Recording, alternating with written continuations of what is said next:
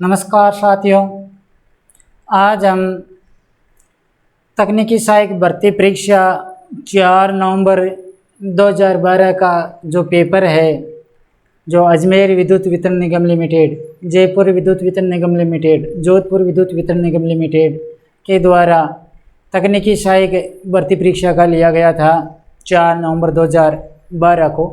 उसके शेष प्रश्न है वो हल करेंगे। कुछ प्रश्न पिछले वीडियो में हल किए थे, अब जो शेष प्रश्न है वो भी आज हल करेंगे। तो अपना आज का पहला प्रश्न है, डेसिमल नंबर 1 को रिप्रेजेंट करने वाला बाइनरी कोड क्या होगा।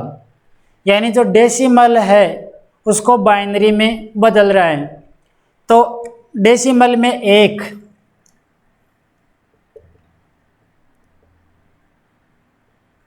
डेसिमल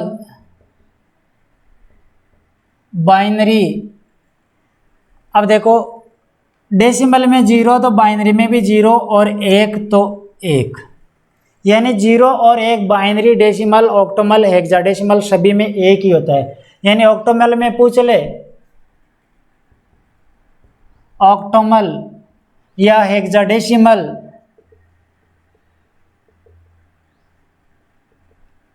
तो हेक्साडेसिमल में भी यानी 0 है वो 0 ही रहेगा, ऑक्टोमल में भी 0 ही रहेगा, 1 है तो सभी में 1 ही रहेगा। जबकि ये 2 हो जाएगा डेसिमल में, तो बाइनरी में 2 का लिखने का अलग रहेगा, यानी 2 की जगह हम 1 0 लिखेंगे, क्योंकि इसका आधार 2 ही होता है, या तो 0 और या 1। जबकि इसमें 2, इसमें 2, 3 है तो 3 को इसमें किस प्रकार से लिखेंगे 1 1, जबकि इसमें 3 3। तो जबकि ये 2 कॉमन रहते हैं, यानी 0 का पूछ ले तो चाहे बाइनरी का पूछे, ऑक्टोमल का, हेक्साडेसिमल किसी का पूछे, यानी 0 हमेशा सभी में 0 ही रहता है। यानी डेसिमल में 0 है तो बाइनरी में भी 0 रहेगा, ऑक्टोमल में भी 0 रहेगा, हेक्साडेसिमल में भी 0 रहेगा। 1 है डेसिमल में 1 है तो बाइनरी में भी 1, ऑक्टोमल में भी 1 और हेक्साडेसिमल में भी 1 ही रहेगा। तो डेसिमल नंबर 1 को रिप्रेजेंट करने वाला बाइनरी कोडेड भी 1 ही होगा। तो राइट आंसर क्या हो जाएगा 1, यानी ई ऑप्शन इसका सही होगा। अगला क्वेश्चन है, दिए गए इक्विवेलेंट टेस्ट वोल्टेज और टेस्ट के तहत ऑब्जेक्ट के लिए डीसी हाई वोल्ट टेस्ट की तुलना में एसी हाई वोल्ट टेस्ट के मामले में लीकेज करंट का मैग्नीट्यूड होता है। यानी किसी को हम यानी जांच कर रहे हैं तो डीसी हाई वोल्ट की तुलना में एसी हाई वोल्ट से जांच करेंगे तो लीकेज करंट का मान क्या होगा। अब देखो ऑप्शन देखो, टेस्ट किए गए टेस्ट किट का प्रयोग करने वाले व्यक्ति पर निर्भर करता है, कम होता है, समान होता है, टेस्ट किट पर निर्भर करता है या अधिक होता है। तो डीसी की अपेक्षा एसी में लीकेज करंट का मान ज़्यादा होता है, यानी लीकेज मैग्नीट्यूड का। तो इसका राइट आंसर क्या हो जाएगा ई, यानी अधिक।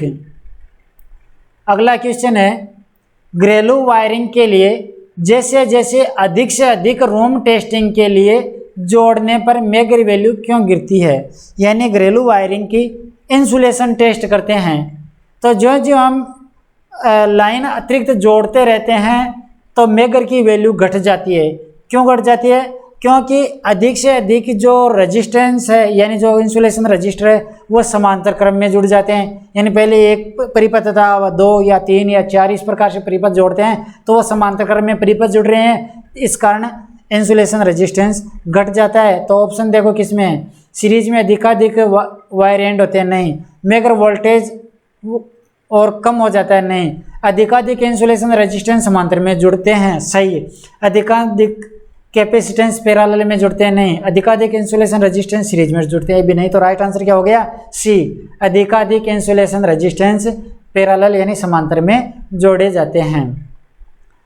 अगला क्वेश्चन है, किरचॉफ के नियम के अनुसार कथन सही है, यानी कौन सा कथन सही है। किरचॉफ का जो नियम है, आप देखो कौन सा पूछा है इसमें, 8 संगम 8 एक्रॉस रेजिस्टेंस 8 नोड, यानी नोड पर क्या होता है कि आने वाली धारा बराबर जाने वाली, यानी ऐसा संगम इसमें से चूज करो जिसमें आने वाली धारा बराबर जाने वाली धारा हो। आने वाली धारा धन है, जाने वाली धारा ऋण है, यानी इसमें धन और ऋण का मान किस में समान हो रहा है। पहला ऑप्शन में देखो I1 है 2.2, ऑप्शन देख लो, हल करके देख लेते हैं।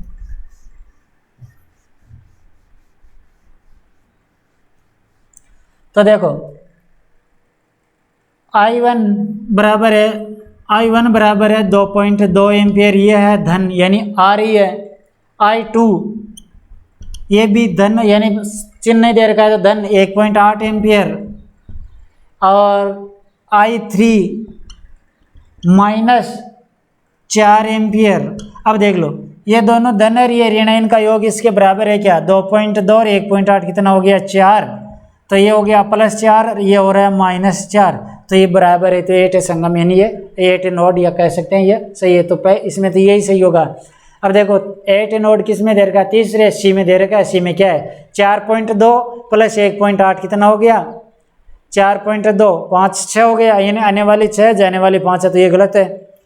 डी ऑप्शन में देखो 2.2 और 1.8 कितना हो गया 2.2 और 1.8, हाँ, और ये 4 ये भी आने वाले, तीनों ही आने वाले बता रखी है, तो ये भी गलत हो गया। तो राइट आंसर क्या होगा, ए ऑप्शन इसका सही हो जाएगा, यानी आने वाली धारा 2.2 और 1.8, जाने वाली 4।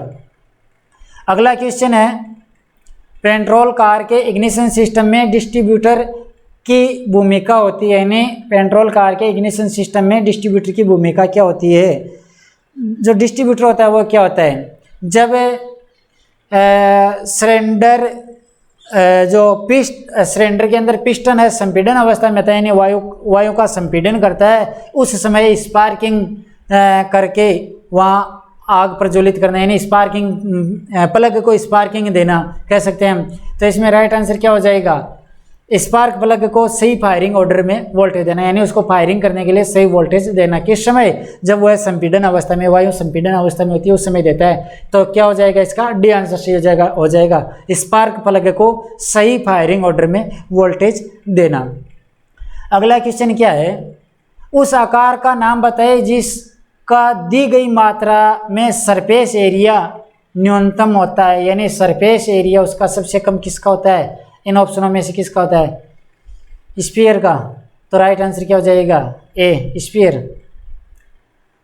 अगला क्वेश्चन है 90 मिनट के लिए 50 किलोमीटर प्रति घंटे की गति से उत्तर में और वही 20 मिनट के लिए 60 किलोमीटर प्रति घंटे की गति से दक्षिण की ओर चलने पर कार द्वारा शुद्ध कितनी दूरी यात्रा की गई है।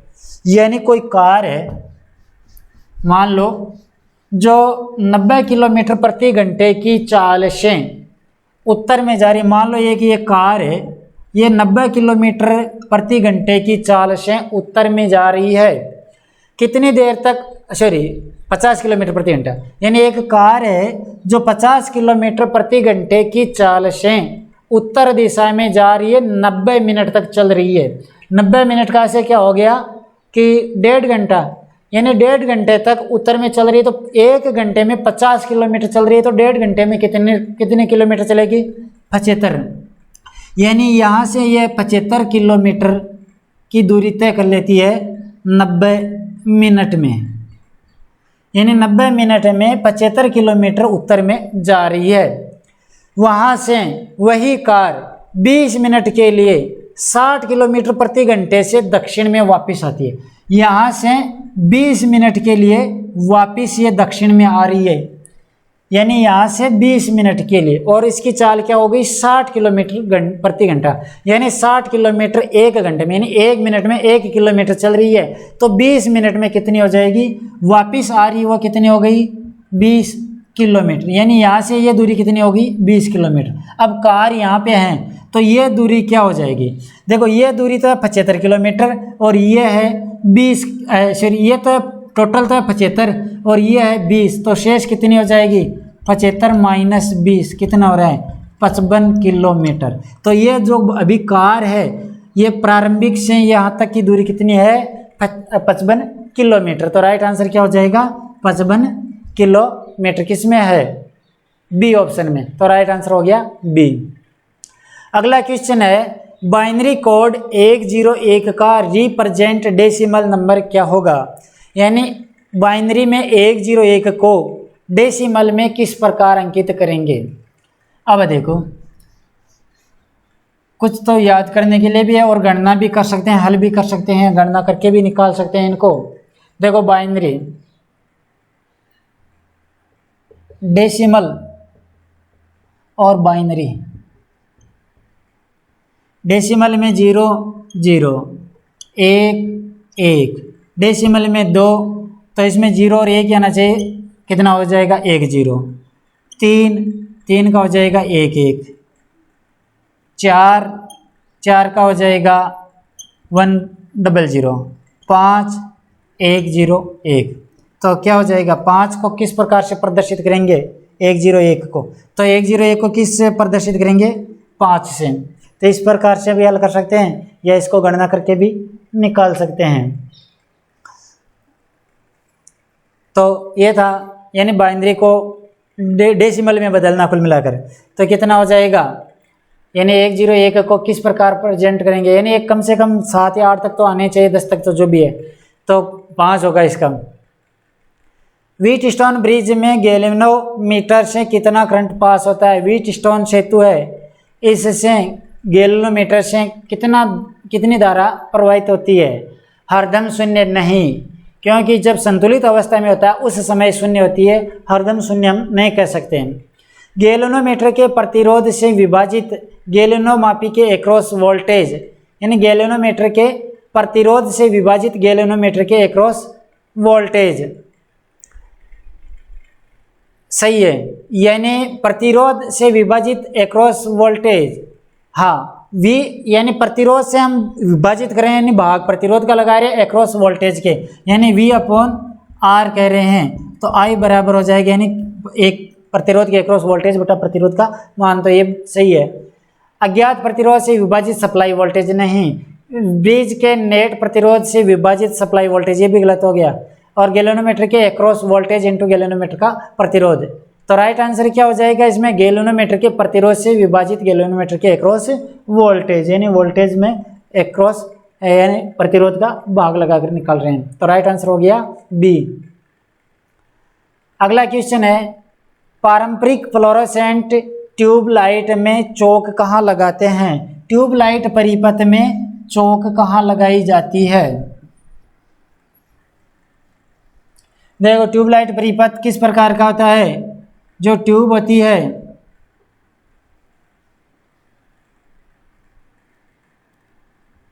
ट्यूब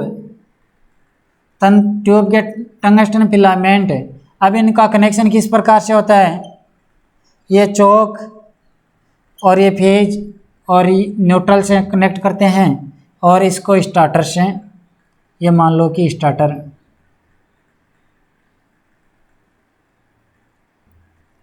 तो इस प्रकार का ट्यूबलाइट का कनेक्शन होता है। ट्यूबलाइट के मेन 3 भाग होते हैं, एक तो ट्यूब होता है और एक स्टार्टर होता है और एक चौक होता है। तो इसमें पूछा है कि पारंपरिक फ्लोरोसेंट ट्यूबलाइट में चौक कहाँ लगाते हैं, चौक कहाँ लगाते हैं। अब ऑप्शन देखो, स्टार्टर के साथ श्रेणी में, स्टार्टर के श्रेणी क्रम में नहीं लगा रहे हैं, सप्लाई फेज के साथ श्रेणी क्रम में, यानी फेज सप्लाई उसके साथ श्रेणी क्रम में, सही है। फेज व न्यूट्रल के एक्रॉस यानी समांतर क्रम में फेज और न्यूट्रल के, नहीं, गलत है। एक फिलामेंट के एक्रॉस, एक फिलामेंट के एक्रॉस, यानी फिलामेंट के एक्रॉस का आज से क्या हो गया, यानी यहाँ समांतर क्रम में, ये भी गलत है। स्टार्टर साइड के सामने फिलामेंट के एक्रॉस, यानी यहाँ पर समांतर क्रम में, ये भी गलत है। तो राइट आंसर क्या हो जाएगा, सप्लाई फेज के साथ श्रेणी में, यानी बी ऑप्शन इसका सही होगा। अगला क्वेश्चन है, एक प्लेट में 4 कमरे, प्रति कमरे में 50 ओम इम्पैक्टिव प्रतिरोधी भार है। 250 वोल्ट सप्लाई पर प्लेट की कुल पावर आवश्यकता क्या होगी। यानी कोई प्लेट है जिसमें 4 कमरे हैं, प्रति कमरे 50 ओम प्रतिरोध है, यानी प्रति कमरे का जो भार है वो प्रतिरोधी प्रकार का है और उसका भार का मान क्या है, 50 ओम। मान लो किसी कमरे के अंदर जो लोड लगा हुआ है ये 50 ओम का लोड है, यानी भार है, और इस प्रकार के 4 लोड लगे हुए हैं, यानी 4 कमरे, प्रति कमरे में 50 ओम का भार है, 250 वोल्ट आपूर्ति से जुड़ा हुआ है, 250 वोल्ट आपूर्ति से जुड़ा हुआ है। तो कुल शक्ति क्या होगी, यानी PT बराबर क्या होगी। अब एक कमरे की जो शक्ति निकाल कर उसको 4 से गुणा कर लो, वो कुल शक्ति आ जाएगी। पहले इस कमरे की शक्ति क्या होगी, तो सूत्र क्या है, P बराबर होता है V²/R। V का मान क्या है 250, तो 250 इंटू 250 बटा R कितना है 50, 0 5, 250 को 5 से गुणा किया कितना हो रहा है 1250 वाट। अब देखो एक कमरे का 1250 है, तो 4 कमरे, तो कुल PT बराबर कितना हो जाएगा 4 इंटू एक कमरे का बाहर कितना है 1250, एक का कितना हो गया 5000, तो 5000 वाट। अब इसमें क्या किलोवाट में दे रखा है, तो कितना हो जाएगा 5 किलोवाट। तो राइट आंसर क्या हो जाएगा 5 किलोवाट। किसमें है E ऑप्शन में, तो राइट आंसर हो गया E। अगला क्वेश्चन है, मोहन और नितिन को एक परीक्षा में क्रमशः 90% और 45% अंक मिले। नितिन के अंक मोहन के अंक का क्या है, यानी मोहन और नितिन, मोहन और नितिन, मोहन को क्या मिल रहा है 90 और नितिन को मिल रहा है 45, यानी मोहन और नितिन, मोहन को मिल रहा है 90% और नितिन को मिल रहा है 45% अंक। मान लो इसके 90 नंबर आ रहे हैं तो इसके आ रहे हैं 45 नंबर।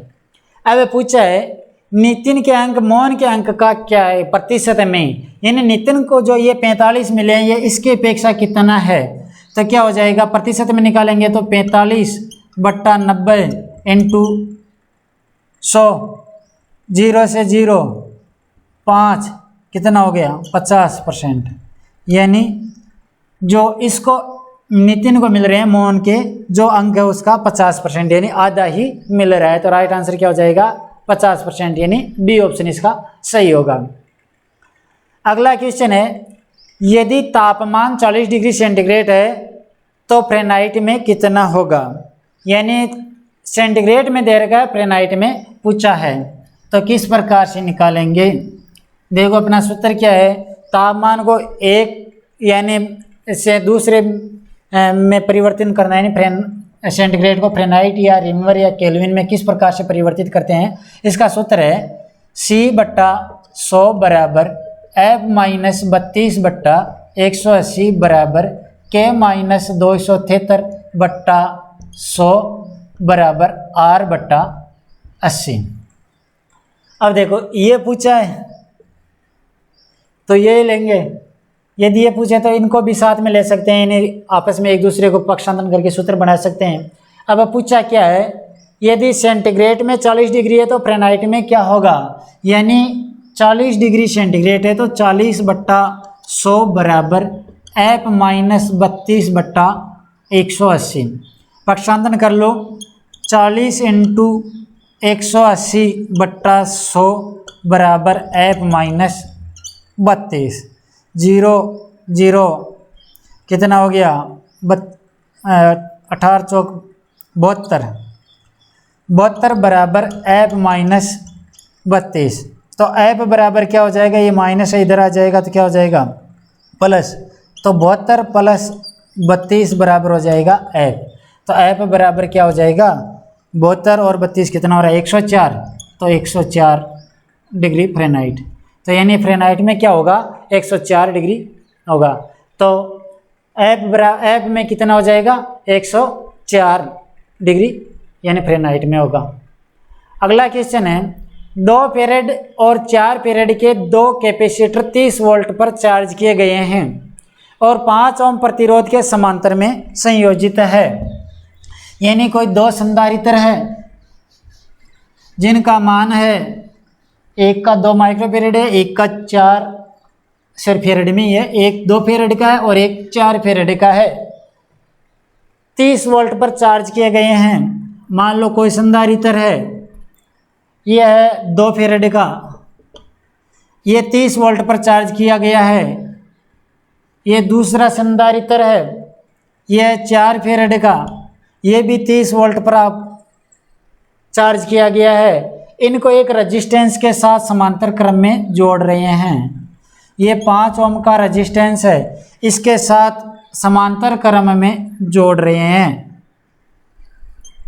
अब देखो ये 30 वोल्ट का चार्ज किया हुआ है, ये भी 30 वोल्ट पर चार्ज किया हुआ है। समांतर क्रम में जुड़े हुए हैं तो समांतर क्रम में वोल्टता का मान समान रहेगा। तो अब देखो इस रेजिस्टेंस के क्या पूछा है, प्रवाहित धारा का मान क्या होगा, यानी क्षण भर के लिए जो धारा प्रवाहित होगी, आरंभिक करंट का मान पूछा है, यानी क्षण भर जो इसको यहाँ पे लगाएंगे तो क्षण भर के लिए धारा प्रवाहित होगी और इस धारा का मान क्या होगा। तो देखो I बराबर होता है V/R। V का मान क्या है, अब देखो ये 30 वोल्ट है और ये भी यहाँ 30 वोल्ट आपूर्ति मिलेगी, तो 30/R का मान है 5, कितना हो गया 6 एम्पियर। तो क्षण भर के लिए या आरंभिक धारा का मान क्या होगा, तो 6 एम्पियर आरंभिक धारा का मान होगा। और यदि यही प्रश्न विपरीत पूछ लेता कि इन दोनों को श्रेणी क्रम में लगाकर एक रेजिस्टेंस के साथ जोड़ा जाए तो क्या होगा, यानी इस प्रकार से पूछ लेता, मान लो ये 2 संधारित्र है, इनको श्रेणी क्रम में जोड़ दिया गया है।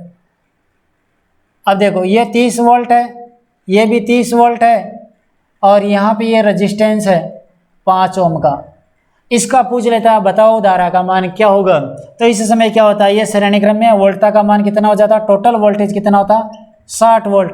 तो फिर I बराबर क्या होता V, यानी 60, R का मान कितना है 5, कितना हो गया 12 एम्पियर। तो क्षण भर के लिए क्या होती 12 एम्पियर। जबकि इसमें क्या पूछा है, ये पूछा है, तो राइट आंसर क्या हो जाएगा 6 एम्पियर, यानी ये राइट आंसर हो जाएगा 6 एम्पियर, यानी किस में है ई ऑप्शन, तो ई ऑप्शन इसका सही होगा। अगला क्वेश्चन है 7 सेमी और 9 सेमी के 2 समांतर चतुर्भुज, समांतर भुजाओं से 7 सेमी और 9 सेमी की 2 समांतर भुजाओं और इनके बीच 5 सेमी की दूरी वाला ट्रिपीजियम यानी समांतर चतुर्भुज है का क्षेत्रफल क्या होगा।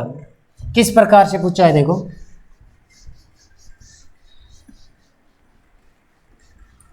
दो समांतर भुजाएं हैं, एक है 7 सेमी की और एक है 9 सेमी की। मान लो एक ये 9 सेमी है, एक 7 सेमी है, इन दोनों के बीच की दूरी 5 सेमी है। अब इसका क्षेत्रफल पूछा है, यानी इसका क्षेत्रफल क्या होगा, ये आंतरिक क्षेत्रफल क्या होगा। ये हो गया समांतर चतुर्भुज। समानांतर चतुर्भुज का क्षेत्रफल ज्ञात करने का सूत्र क्या हो जाएगा कि 1/2 इंटू समांतर भुजाओं का योग इंटू ऊंचाई या बीच की दूरी, ऊंचाई कह सकते हैं, ऊंचाई या इन दोनों के बीच की दूरी भी कह सकते हैं। तो क्या हो जाएगा 1/2 इंटू समांतर भुजाओं का योग कितना हो गया 9 और 7 कितना हो गया 16 इंटू इनके बीच की दूरी या ऊंचाई कितनी है 5, कितना हो गया, इसका क्षेत्रफल बराबर क्या हो जाएगा 8 पंजे 40, तो 40 सेमी स्क्वायर, सेमी में है सही है सेमी स्क्वायर, तो 40 सेमी स्क्वायर। राइट आंसर क्या हो जाएगा 40 सेमी स्क्वायर यानी बी। अगला क्वेश्चन है BH कर्व में हिस्टैरिसीस लूप का क्षेत्रफल क्या दर्शाता है। BH वक्र में हिस्टैरिसीस लूप का जो क्षेत्र है वो क्या दर्शाता है, हिस्टैरिसीस यानी लॉसेज दर्शाता है। तो energy gain, induction, energy loss, capacitance, reactance, तो एनर्जी लॉस दर्शाता है, यानी वो हानि दर्शाता है, तो एनर्जी लॉस दर्शाता है। अगला क्वेश्चन है, इस क्वेश्चन को तो ये गलत था इसलिए इसको तो डिलीट कर दिया। अब नेक्स्ट लेते हैं अगला क्वेश्चन। वह मोटर कौन सी है जिसकी घुमाव दिशा आसानी से नहीं बदली जा सकती, यानी इन मोटरों में से किस मोटर की घुमाव की डायरेक्शन आसानी से नहीं बदली जा सकती। सिंक्रोनस मोटर की घुमाव की डायरेक्शन बदल सकते हैं, 3 फेज इंडक्शन मोटर इसकी भी बदल सकते हैं, डीसी मोटर इसी की भी बदल सकते हैं। यूनिवर्सल मोटर यानी एसी श्रेणी मोटर इसकी भी बदल सकते हैं। शेडेड पोल मोटर इसकी नहीं बदल सकते हैं, क्योंकि इस मोटर की गति जो होती है वो सेलिएंट पोल से शेडेड पोल की तरफ होती है, यानी मुख्य पोल से शेडेड पोल की तरफ होती है, तो इस मोटर की घुमाव की डायरेक्शन नहीं बदल सकते हैं। अब यदि आवश्यक हो घुमाव की डायरेक्शन बदलने, तो बाद में क्या करते हैं, दोहरा सेलिएंट पोल मोटर प्रयोग करते हैं, यानी दोहरा सेलिएंट पोल मोटर प्रयोग करते हैं, ताकि एक तरफ से सप्लाई हटाकर दूसरे पोल पर सप्लाई प्रदान करके इसकी घुमाव की डायरेक्शन चेंज करते हैं। तो बहुत आसानी से नहीं बदल सकते हैं, असंभव होता है। तो शेडेड पोल मोटर इसकी घुमाव की डायरेक्शन आसानी से नहीं बदली जा सकती है। तो राइट आंसर क्या हो गया, ए शेडेड पोल मोटर। अगला क्वेश्चन है, एन ओम के प्रतिरोध एन संख्या में समांतर में जुड़े हुए हैं तो कुल प्रतिरोध क्या होगा।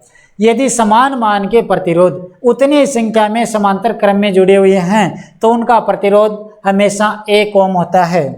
यानी 10 ओम के 10 प्रतिरोध है समांतर क्रम में तो भी 1 होगा, 100 ओम के 100 प्रतिरोध है समांतर क्रम में जुड़े हुए हैं तो भी उनका प्रतिरोध हमेशा 1 ओम होगा, क्योंकि समांतर क्रम में कुल प्रतिरोध RT बराबर होता है R बट्टा N।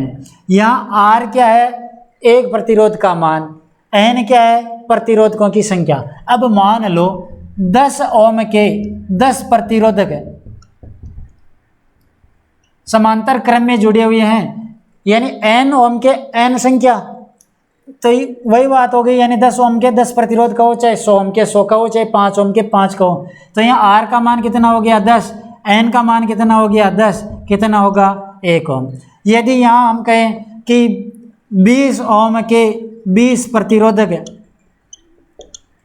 समांतर क्रम में जुड़े हुए हैं तो इनका कुल प्रतिरोध RT बराबर क्या होगा, R बटा N। R का मान कितना है 20, N का मान कितना है, यानी संख्या कितनी है 20, तो भी 1 ओम आएगा। तो इसका प्रतिरोध हमेशा 1 ओम होता है। अगला क्वेश्चन है, निम्न में से कौन सा मैग्नेटिक मटेरियल है, इनमें से कौन सा मैग्नेटिक मटेरियल है। सोना, तांबा, एल्यूमिनियम, पीतल और माइल्ड स्टील। तो जो माइल्ड स्टील है वही चुंबकीय पदार्थ है, तो इसका राइट आंसर क्या हो जाएगा, ई माइल्ड स्टील। तो ये था दोस्तों टेक्निकल हेल्पर भर्ती परीक्षा 4 नवंबर 2012 का पेपर। ठीक है दोस्तों।